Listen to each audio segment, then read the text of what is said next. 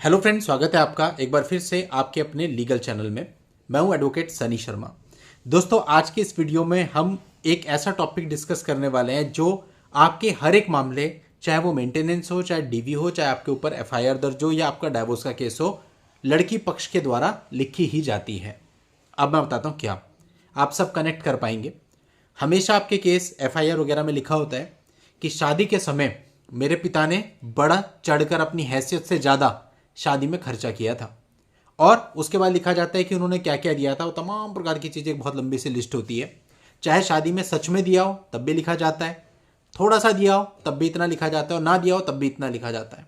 यानी अधिकतर मिसयूज के मामलों में यही देखा जाता है कि जो भी सामान, जो भी उपहार शादी में दिए जाते हैं उनको खूब बड़ा चढ़ा करके दिखाया जाता है, और लास्ट में लिखा जाता है कि इस प्रकार से मेरे पिता ने शादी में कुल 1 करोड़ रुपया खर्च किया था।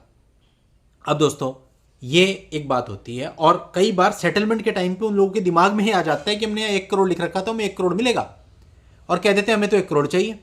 क्यों चाहिए जी? हमने अपने पिटीशन में लिख रखा है 1 करोड़। और कई बार जो लड़का पक्ष है, पति पक्ष है, वो भी इसे देख करके परेशान होने लगता है कि भाई अब कोर्ट में मामला जाएगा तो कोर्ट देखेगा इन्होंने तो 1 करोड़ रुपये शादी में खर्च किया था और मुझे 1 करोड़ रुपये देना पड़ेगा। इस संबंध में एक बहुत ही बढ़िया जजमेंट अभी आया है दोस्तों।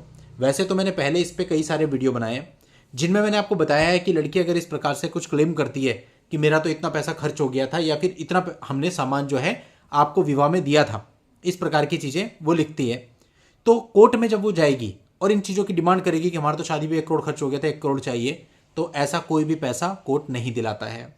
कोर्ट केवल मेंटेनेंस दिलाता है और फाइनल टाइम पे लड़के की हैसियत के हिसाब से एलिमनी दिलाता है। लेकिन ऐसा कि शादी पे हमने इतना खर्च कर दिया था, ऐसा कोई कानून नहीं है जो उनको वो पैसा दिला सके। दूसरी बात, वो पैसा अधिकतर समय बढ़ा चढ़ा कर ही लिखा गया होता है। क्या खर्च होता है 10 लाख तो लिखते हैं 50 लाख, किया होता है 20 लाख तो लिखते हैं 1 करोड़।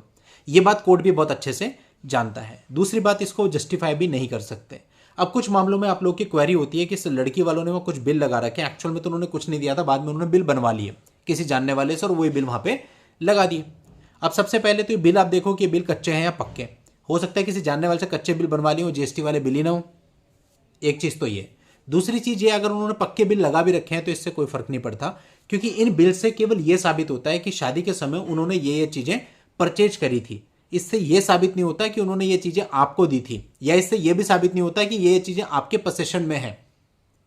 तो इसलिए घबराने की कोई बात ही नहीं है, ये चीज़ साबित हो नहीं सकती। और सेकेंडली, अगर उन्होंने ऐसा कुछ क्लेम किया भी है तो ऐसा क्लेम देने का कोई भी कानून विद्यमान नहीं है, उन्हें कुछ नहीं मिलेगा।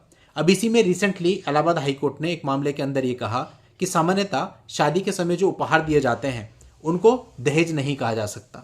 क्लियर कर दिया कि भैया वो तो गिफ्ट हैं जो आप अपनी मर्जी से दे रहे हो, और दूसरी साइड से भी दिए जाते हैं। ऐसा तो है नहीं कि लड़की वाले ही देते हैं, लड़के वाले भी तो देते हैं, और कई बार लड़के वाले ज़्यादा देते हैं कि भाई बहू है उसके भी सारे देते हैं, उसके परिवार वालों को भी देते हैं। तो ये सब चीज़ें गिफ्ट का रूप होती हैं जो कि दोनों ही पक्षकारों के द्वारा आदान प्रदान की जाती हैं, और इसको दहेज नहीं माना जाएगा। ये रिसेंट भी अभी इलाहाबाद हाईकोर्ट ने बता दिया। तो अगर वो ये दिखाती है कि उसने शादी पे इतना खर्चा कर दिया है, या शादी के समय उसने परिवार के लोगों को ये दे दिया है, तो वो किसी भी तरह से दहेज नहीं है, वो सारे शादी के गिफ्ट हैं, और गिफ्ट दहेज की परिभाषा में नहीं आएगा। दूसरा, अगर वो शादी में होने वाले खर्चे को बताती भी है कि इतना खर्च हुआ, मुझे वापस दिलाया जाए, तो ऐसा उसको कुछ नहीं मिलने वाला है। इसीलिए दोस्तों, बहुत से मामले आपने देखे होंगे जहां पर लड़की वाले पहले तो बहुत स्ट्रिक्ट रहते हैं, ना जी हम तो 1 करोड़ रुपये लेके मानेंगे। अपनी पिटीशन में लिख भी देते हैं वो कि हमें 1 करोड़ रुपये चाहिए, डीवी केस में कंपनसेशन में लिख देते हैं 1 करोड़ रुपये चाहिए। लेकिन मिलता क्या है, आप सब जानते हैं कि जब मेंटेनेंस का ऑर्डर होता है तो आपकी सैलरी के हिसाब से 15-20% मेंटेनेंस का ऑर्डर होता है। अगर आपकी 20,000 रुपये सैलरी है तो आप लगा लीजिए 20,000 रुपये का 20%, 4,000 रुपये आपको मेंटेनेंस मिलेगा।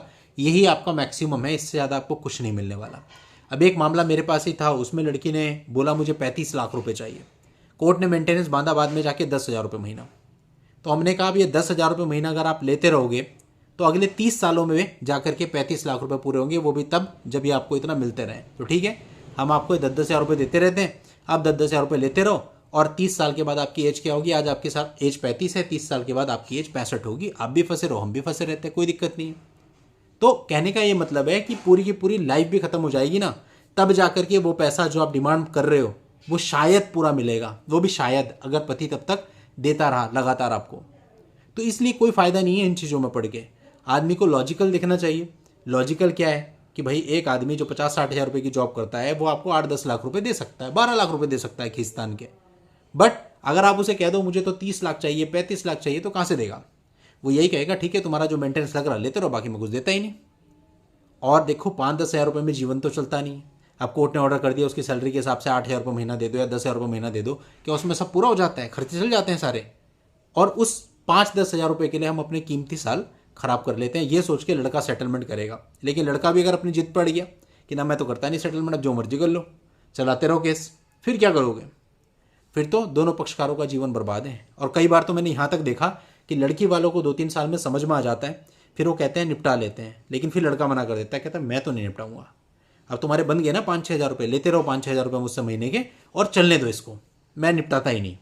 ऐसे बहुत से केस मेरे पास रहे हैं। चाहे लड़का बिल्कुल स्ट्रिक्ट हो गया, हमने कहा भाई मान जा, वो कहता है सर मैंने मानना ही नहीं है, अब तो मैंने बस चलने दो इसको, होने दो खराब सब। ऐसे में आप खुद स्वयं फंसा हुआ महसूस करेंगे कि वो 5-6 हज़ार रुपये का ऑर्डर है, तमाम केसेस चल रहे हैं, दुनिया भर की लिटिगेशन फीस जा रही है, जितना मिल रहा है उससे 3 गुना तो आप लिटिगेशन फीस में दे रहे हैं, और सबसे कीमती आपका समय भी बर्बाद हो रहा है। इसलिए समय रहते इन चीज़ों को निपटा लेंगे तो सब कुछ सिमट जाएगा दोनों पक्षकारों की समझदारी से। अदरवाइज लड़ते रहो, खुला मैदान है। चलिए दोस्तों, आज के इस वीडियो में इतना ही। नेक्स्ट वीडियो में नई जानकारी के साथ मैं आपसे फिर मिलता हूँ। तब तक के लिए good bye and thank you for watching. Take care.